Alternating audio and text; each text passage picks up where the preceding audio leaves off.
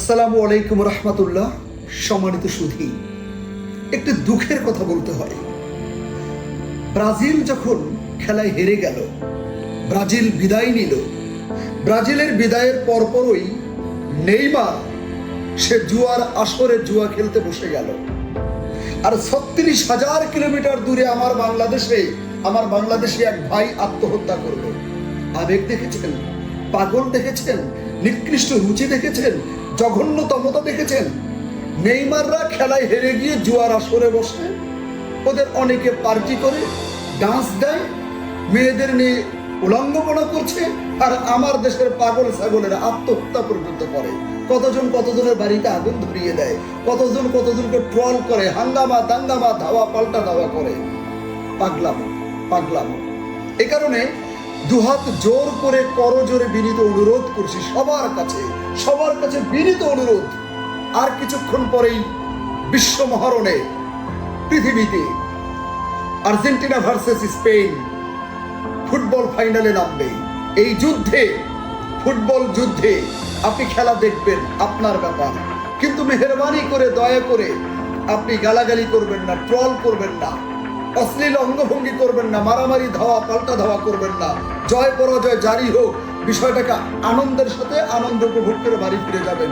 কিন্তু এমন কিছু করবেন না যা জঘন্যতম, যা নিকৃষ্ট, যা মানবেতর এবং যা বিবেক বর্জিত। এমন কিছু করবেন না মেহেরবানি করে। খেলা হলো ৩৬,০০০ কিলোমিটার দূরে। যেই আর্জেন্টিনা, আপনার কি বলবো, যেই ব্রাজিল, যেই স্পেন, যেই প্লেয়াররা আপনার দেশের নাম জানে কিনা তাই সন্দেহ। আপনার কথা তো পরের কথা। সেইখানে আপনি কি করছেন?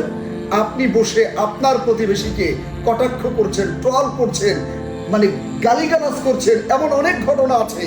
এই বাংলাদেশে ব্রাজিল হেরে যাওয়া এবং জয় পরাজয়ের ট্রল নিয়ে একটা ছেলেকে ধরে নিয়ে মেরে ফেলে বালির মধ্যে পুঁতে রেখেছে। টিভির খবরে দেখে বিস্মিত হয়ে গেলাম। ব্রাজিল এবং জাপানের খেলায় ঘটনাটি ঘটেছে। ভাবতে পারেন এটা কি মনুষ্যত্বহীনেরা, বিবেকহীন, বিবেক বর্জিত। এই জন্য সবাইকে খুব করে বিনীত অনুরোধ করব, ফাইনাল খেলার এই মহারণে আমি ভয় পাচ্ছি, আতঙ্কিত হচ্ছি। যদি আর্জেন্টিনা হেরে যায়, ব্রাজিল সহ অন্যান্য সমর্থকরা কিভাবে ট্রল করবে। আবার যদি স্পেন হেরে যায়, আর্জেন্টিনারা কিভাবে ব্রাজিলিয়ান থেকে শুরু করে অন্যান্য সমর্থকদের ট্রল করবে। সেই ট্রল করবার সীমানাটা কোন পর্যায়ে যাবে? তাতে কি কারো বাড়ি আগুন ধরবে?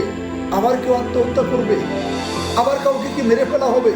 আবার কাউকে কি রক্তাক্ত করা হবে, ক্ষতবিক্ষত করা হবে? গ্রাম কি সংঘর্ষ জড়িয়ে যাবে? এগুলো কোনো কিছুই না হোক। সবাইকে দুহাত জোর করে, করজোরে বিনীত অনুরোধ করে বলি, এগুলো কোনোটাই যেন না হয়। শান্ত শিষ্টভাবে যারা খেলা দেখবেন, উপভোগ করবেন, বিষয়টাকে খেলার মাঝেই সমাপ্তি রেখে একে অপরের সাথে হ্যান্ডশেক করে, কোলাকুলি করে বিদায় নেবেন, আনন্দ করবেন। কিন্তু মেহেরবানি করে বিন্দু পরিমাণ তিক্ততা যেন না হয়। তার যার সাথে করছেন তিনি আপনার প্রতিবেশী, কাল সকালেই তার সাথে আপনার সাক্ষাৎ হবে। আসুন না আমরা একসাথে মিলেমিশে ঐক্যবদ্ধ বাংলাদেশ গড়ে তুলি। আমরা ঐক্য হই, আমরা সবার আগে মানুষ হই। ধন্যবাদ।